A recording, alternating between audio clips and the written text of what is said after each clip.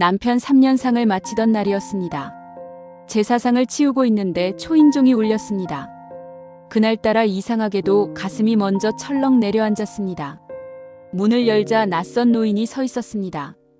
머리는 거의 다 휘어졌고 얼굴은 깊게 패여 있었지만 저는 단번에 알아봤습니다. 죽은 줄로만 알았던 사람. 제가 평생 마음속에만 묻어둔 사람. 강태수였습니다. 그런데 그 사람은 저를 보자마자 이름을 부르지 않았습니다. 제 뒤에 걸린 가족 사진을 한참 바라보더니 떨리는 목소리로 이렇게 말했습니다. 지연이 맞구나. 그 순간 제 다리에서 힘이 빠졌습니다. 지연. 그건 제 딸 이름이었습니다. 그리고 그 이름은 세상에 나와 강태수 둘만 알아야 했던 이름이었습니다.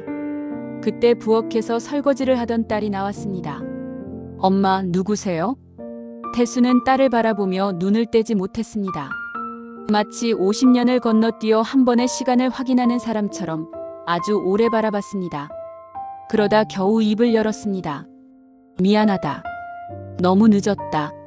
딸은 어리둥절한 표정으로 저를 쳐다봤습니다. 엄마 아는 분이야? 저는 입이 떨어지지 않았습니다. 태수라는 이름을 입 밖에 내는 순간 제 인생이 통째로 흔들릴 것 같았습니다.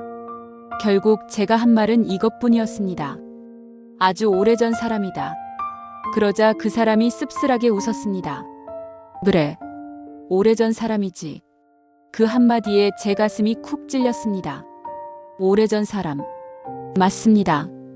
그는 18살 제 첫 웃음이었고 20살 제 첫사랑이었고 23세 잃어버린 제 청춘이었습니다. 강태수. 그 이름을 저는 50년 동안 단 한 번도 완전히 버린 적이 없었습니다. 저와 태수는 같은 읍내에서 자랐습니다. 우리 집은 방앗간이었고 태수네 집은 자전거포를 했습니다. 그 시절엔 남녀가 나란히 서 있기만 해도 눈총을 받던 때였습니다. 그런데도 태수는 이상한 사람이었습니다. 남들 앞에서는 무뚝뚝했는데 저만 보면 꼭 웃었습니다. 장날이면 무거운 쌀자루를 슬쩍 대신 들어주고 제가 손을 다치면 아무 말 없이 연고를 두고 가고 비 오는 날이면 자기 우산을 저한테 씌워주고는 본인은 비를 맞고 뛰어가던 사람이었습니다. 그 시절엔 그런 게 사랑인 줄 몰랐습니다. 그저 그 사람이 지나간 자리마다 제 마음이 오래 남는다는 것만 알았습니다. 20살 봄 진달래가 한창일 때 태수가 제 앞을 막아섰습니다. 그리고 말했습니다. 인수가 나 너 좋아한다. 저는 아무 말도 못했습니다. 얼굴만 빨개져서 고개를 숙이고 있었는데 태수가 웃으며 말했습니다. 대답 지금 안 해도 된다. 대신 나 피하지는 마라. 그 말이 참 고마웠습니다. 재촉하지 않는 사람, 기다릴 줄 아는 사람이라는 게 그때는 그렇게 든든했습니다. 그날 이후 우리는 멀리서 서로를 챙기며 살았습니다. 버스 정류장 끝자리에서 짧게 인사하고 읍내 책방 뒤 골목에서 몇 마디 나누고 장이 서는 날이면 사람들 틈에서 서로를 찾았습니다.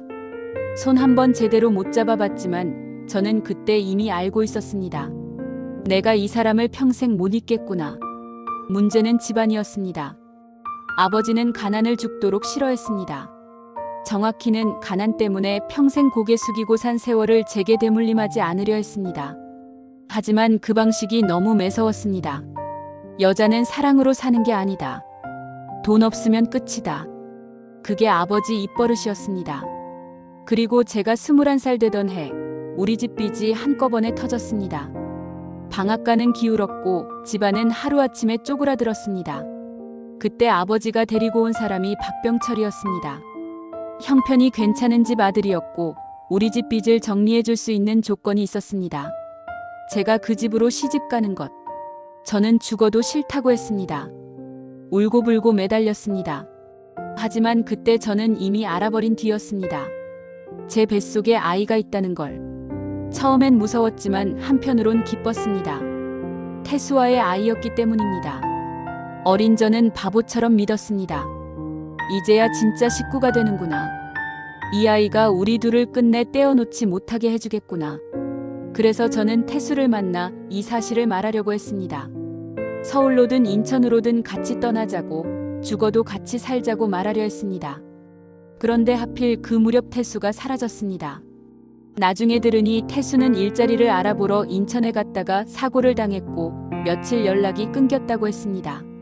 저는 그 며칠 동안 미친 사람처럼 태수를 찾아다녔습니다. 자전거포에도 가고 버스 종점에도 가고 하천두개도 가봤습니다. 하지만 아무도 모른다고 했습니다. 그러던 어느 날 밤 아버지가 제 방문을 잠그고 편지 한 장을 던졌습니다. 짧게 적혀 있었습니다. 인수가 미안하다. 나는 너랑 못 산다. 나 잊어라. 태수 필체처럼 보였습니다. 그 한 줄에 저는 그대로 무너졌습니다. 배를 끌어안고 밤새 울었습니다. 그리고 일주일 뒤 박병철과 혼례를 올렸습니다. 병철은 처음부터 모든 걸 알고 있었습니다. 제가 다른 남자를 사랑했다는 것, 제 뱃속 아이가 자기 아이가 아니라는 것. 결혼 첫날 밤 그는 술 냄새를 풍기며 말했습니다. 내 아버지가 그랬다. 조용히만 살면 아이는 내 자식으로 올리겠다고. 그 말이 고맙지 않았습니다. 거래 같았습니다. 아니, 정확히 거래였습니다. 병철은 바깥에선 점잖고 체면 차리는 사람이었지만 집안에선 늘 서늘했습니다. 저를 때리지는 않았지만 웃지 못하게 했고 모욕 주는 말을 칼처럼 아껴 썼습니다. 아이가 태어난 날에도 병실에 늦게 들어와 제 얼굴은 보지 않고 아이만 보더니 물었습니다. 이름은? 저는 무심코 말했습니다. 지연이요. 그 이름은 오래전 태수와 둘이 정한 이름이었습니다. 한여름 냇가에 앉아 수박을 먹다가 태수가 그랬습니다. 우리 나중에 딸 낳으면 이름은 지연으로 하자. 왜 하필 지연? 천천히 가도 결국 닿는 사람 같잖아. 저는 그 말이 참 예뻐서 잊지 못했습니다. 그래서 아이를 낳는 순간 그 이름이 저도 모르게 튀어나왔습니다. 병철은 그 이름을 듣고 저를 한참 보더니 낮게 말했습니다. 그래, 그 이름으로 해. 대신 이 아이가 누구 딸인지 죽을 때까지 잊지 마. 그날부터 저는 단 하루도 마음 편히 살지 못했습니다. 지연이는 참 착한 아이였습니다. 어릴 때부터 눈치가 빨라 집안 공기를 먼저 읽었습니다. 아버지가 술 마시고 들어오는 날이면 괜히 더 밝게 굴었고 제가 무릎이 아파 앉아 있으면 어린 손으로 주물러 주었습니다. 하지만 병철은 지연이를 예뻐하지 않았습니다. 겉으로는 아버지 노릇을 했지만 사랑이 없었습니다. 학비를 대주면서도 늘 생색을 냈고 대학 보내면서도 마치 큰 선심이라도 쓴 것처럼 굴었습니다. 저는 알고 있었습니다. 그 사람이 지연이를 볼 때마다 제 젊은 날을, 태수를, 그리고 자기가 끝내 가질 수 없었던 제 마음을 떠올린다는 걸. 그래서 더 미안했습니다. 아무 죄 없는 아이가 어른들의 비밀 속에서 자랐으니까요. 병철과 산 세월은 겉으로 보기엔 멀쩡했습니다. 동네 사람들은 제가 복도 많다고 했습니다. 먹고 사는 걱정 없지, 남편 번듯하지, 딸 공부 잘하지, 뭐가 부족하냐고들 했습니다. 하지만 남의 눈에 멀쩡한 집이 꼭 따뜻한 집은 아니었습니다. 병철은 제 마음을 얻지 못한 걸 평생 못 견뎠습니다. 그래서 큰 소리 대신 침묵으로 사람을 말렸고 손찌검 대신 눈빛으로 사람을 얼렸습니다. 가끔 제가 마당에서 멍하니 하늘만 보고 있어도 지나가며 한마디씩 던졌습니다. 아직도 못 잊었나 보지.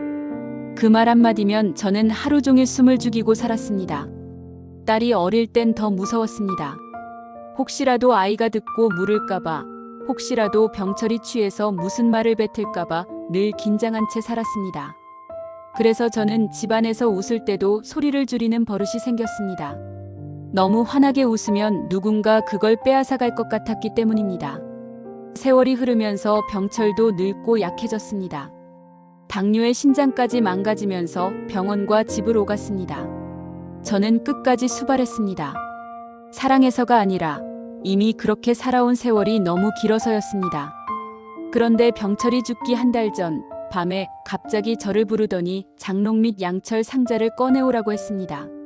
처음 보는 상자였습니다. 열어보니 안에는 오래된 편지 다발이 들어있었습니다. 누렇게 바랜 봉투마다 제 이름이 적혀 있었습니다. 보낸 사람은 모두 같았습니다. 강태수. 저는 손끝이 떨려 봉투 하나도 제대로 뜯지 못했습니다. 병철은 누운 채로 비웃듯 말했습니다. 놀랐냐? 저는 겨우 물었습니다. 이게 뭐예요? 그가 말했습니다. 그놈이 보낸 거다. 다 내가 막았다. 제 귀를 의심했습니다. 왜요? 병철은 숨을 몰아쉬며 말했습니다. 너라도 붙잡고 살아야 했으니까. 그 순간 저는 50년을 한꺼번에 잃어버린 기분이 들었습니다. 태수가 저를 버린 게 아니었습니다. 그 마지막 편지도 태수가 쓴 게 아니었습니다. 제 아버지와 병철이 함께 저를 속인 겁니다. 그날 밤 저는 편지를 다 읽지 못했습니다. 손이 떨려 봉투만 붙들고 울었습니다. 병철은 며칠 뒤 세상을 떠났고 저는 그 상자를 다시 열 용기조차 내지 못한 채 3년상을 치렀습니다. 무덤까지 가져갈 생각이었습니다. 그런데 바로 그날 태수가 찾아온 겁니다. 그날 밤 편지를 읽을 때도 그 세월이 한꺼번에 밀려왔습니다. 태수는 편지마다 계절을 적어두었습니다. 봄이 와서 진달래가 피면 내 생각이 난다. 여름 비 냄새 맡으면 버스 정류장에 서 있던 내가 떠오른다. 겨울엔 손이 시려워도 내가 준 목도리를 아직 못 버린다. 그 문장들을 읽는데 이미 다 끝난 줄 알았던 제 청춘이 종이 속에서 다시 숨 쉬는 것 같았습니다. 한 사람은 평생을 오해 속에서 견뎠고 한 사람은 평생을 거짓 속에서 살았습니다. 저는 편지를 붙잡고 새벽까지 울다가 처음으로 이런 생각을 했습니다. 내가 잃어버린 건 사랑 하나가 아니구나. 내 인생 전체였구나. 거실에 앉은 딸이 다시 물었습니다. 엄마, 누구냐고요? 저는 끝내 입을 못 열었습니다. 그러자 태수가 주머니에서 작은 손수건을 꺼내 풀었습니다. 그 안엔 낡은 은색 머리핀이 있었습니다. 저는 그 자리에서 숨이 멎는 줄 알았습니다. 20살 제 생일에 태수가 사줬던 머리핀이었습니다. 아버지에게 들켜 빼앗긴 뒤 다시는 보지 못했던 물건이었습니다. 태수가 낮게 말했습니다. 인수가 원망하러 온 거 아니다. 다만 너무 늦기 전에 진실은 말해야 할 것 같았다. 그리고 그는 딸을 향해 고개를 돌렸습니다. 지연아, 나는 내 이름을 처음 듣던 날부터 하루도 잊은 적이 없다. 그날 오후 우리는 셋이 마주 앉았습니다. 식탁이 차는 식어가는데 아무도 선뜻 잔을 들지 못했습니다. 태수는 아주 조용한 목소리로 지난 세월을 꺼냈습니다. 그가 인천으로 갔던 건 사실이었습니다. 하지만 거기서 사고를 당했고 연락이 끊긴 사이 제 아버지가 태수 어머니를 찾아가 다시는 우리 집 근처에 얼씬도 하지 말라고 했답니다. 이미 제가 다른 집으로 가게 됐고 계속 나타나면 제 인생까지 망친다고 협박했다고 했습니다. 태수는 믿지 못하고 직접 절 만나러 왔답니다. 그런데 그때 병철과 제 아버지에게 집 앞에서 붙잡혀 심하게 맞았고 제가 이미 다른 남자아이를 뵌 여자라는 거짓말까지 들었다고 했습니다. 저는 손으로 입을 막았습니다. 태수는 그래도 포기하지 못했다고 했습니다. 서울, 부산, 울산으로 일 따라 떠돌며 돈을 벌었고 틈날 때마다 제 소식을 물었고 편지도 수십 통 보냈답니다. 그러다 제 고등학교 동창 순임이를 통해 딱 한 번 쪽지를 받았다고 했습니다. 인숙이 딸 낳았어. 이름은 지연. 그 쪽지를 보는 순간 저는 참았던 울음이 터졌습니다. 순임이는 알고 있었던 겁니다. 태수가 살아있다는 걸, 저를 잊지 않았다는 걸. 하지만 그 시절 누가 감히 그런 진실을 제게 전할 수 있었겠습니까? 딸은 이야기를 듣는 내내 얼굴이 굳어 있었습니다. 그러다 저를 향해 물었습니다. 엄마, 그럼 무슨 뜻이야? 저는 더 숨길 수 없었습니다. 지연아, 미안하다. 딸 목소리가 떨렸습니다. 설마 내가. 저는 두 손으로 얼굴을 가렸습니다. 그래. 병철 씨는 내 친아버지가 아니다. 그 말이 떨어지는 순간 집안 공기가 완전히 멎었습니다. 딸은 한참 말이 없더니 조용히 물었습니다. 그걸 평생 숨겼어? 저는 대답할 수 없었습니다. 지키려 했다는 말조차 핑계 같았습니다. 딸은 그대로 방으로 들어가 버렸습니다. 문 닫히는 소리가 제 심장에 그대로 꽂혔습니다. 딸이 방에서 나오지 않던 그날 저녁, 저는 문 앞에 오래 서 있었습니다. 몇 번이나 노크를 하려다 손을 내렸습니다. 안에서 흐느끼는 소리가 들렸지만 차마 들어갈 수가 없었습니다. 엄마가 되어 평생 지키려 했던 아이한테 가장 큰 상처를 준 게 결국 저 자신이라는 사실을 처음 제대로 마주했기 때문입니다. 한참 뒤 딸이 문을 열었을 때 저는 아무 말도 못하고 서 있었습니다. 딸은 제 얼굴을 보더니 먼저 말했습니다. 엄마도 무서웠지? 그 한마디에 저는 무너졌습니다. 네, 무서웠습니다. 세상이 무서웠고 사람들 입이 무서웠고 무엇보다 진실이 무서웠습니다. 그래서 숨겼습니다. 하지만 그 숨김이 딸에게는 또 다른 버림이었다는 걸 저는 너무 늦게 알았습니다.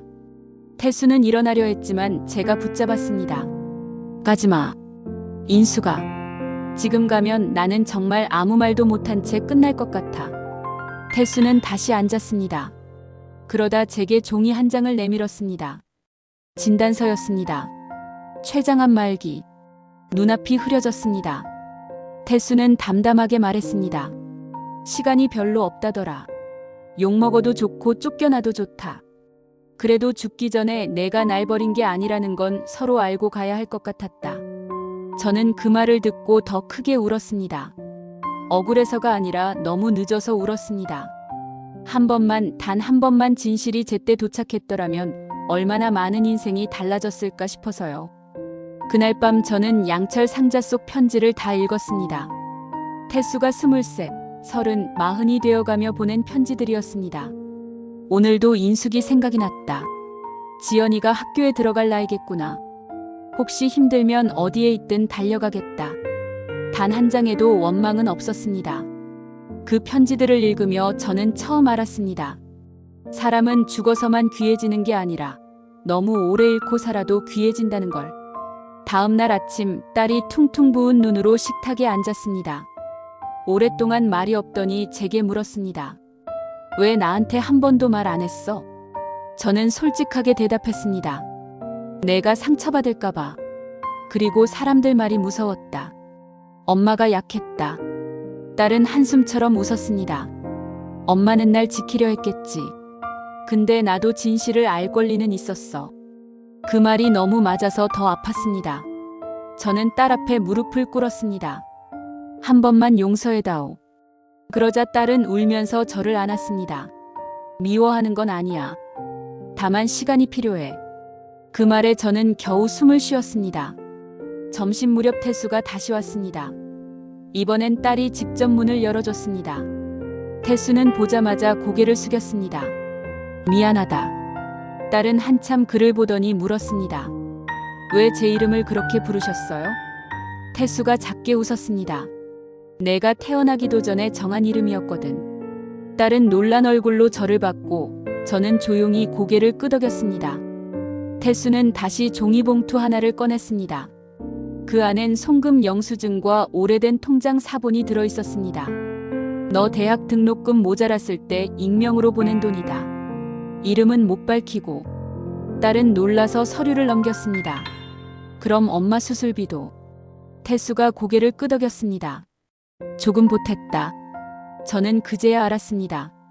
몇 번이나 이상하게 막판에 해결되던 급한 돈이 어디서 왔는지. 태수는 보이지 않는 곳에서 오래 우리 곁을 돌고 있었던 겁니다. 딸은 결국 울음을 터뜨렸습니다. 왜 이제야 오셨어요? 진작 오셨으면 좋았잖아요. 태수도 따라 울었습니다. 나도 그 생각 하루에 100번 했다. 그 장면을 보며 저는 알았습니다. 늦게 온 진실이라도 오지 않는 것보다는 낫다는 걸. 그 뒤로 태수는 자주 우리 집에 왔습니다. 처음엔 어색했지만 딸은 조금씩 질문을 하기 시작했습니다. 어디서 살았는지, 무슨 일을 했는지, 왜 장가를 안 갔는지. 태수는 숨기지 않았습니다. 독일 광산에도 갔고 부산 조선소에서도 일했고 틈날 때마다 제 소식을 사람을 통해 알아봤다고 했습니다. 장가를 안 간 이유를 묻자 태수는 웃으며 말했습니다. 한 번 마음 준 사람이 안 지워지더라. 그 말을 듣고 저는 부엌에서 몰래 울었습니다. 고마워서인지 미안해서인지 저도 알 수 없었습니다. 하지만 병은 빨랐습니다. 태수는 한 달 만에 눈에 띄게 수척해졌습니다. 그래도 올 때마다 딸이 좋아하는 단팥빵을 사왔습니다.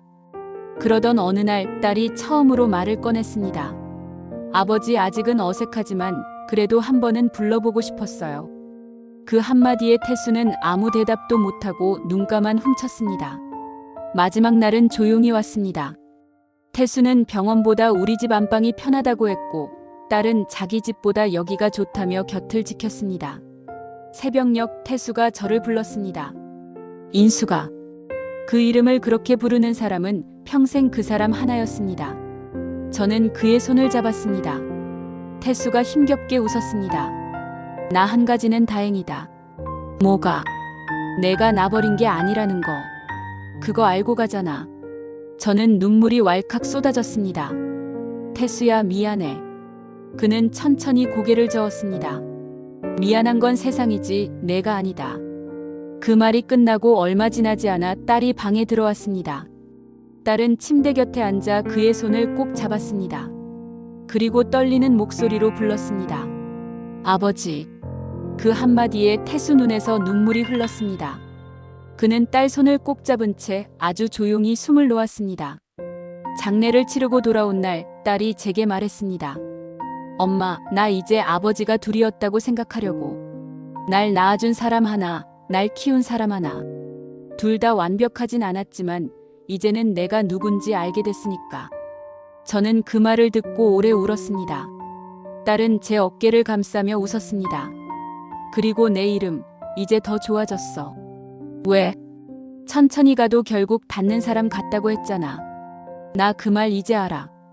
그 순간 저는 50년을 돌아서야 겨우 제자리를 찾는 인생도 있다는 걸 알았습니다.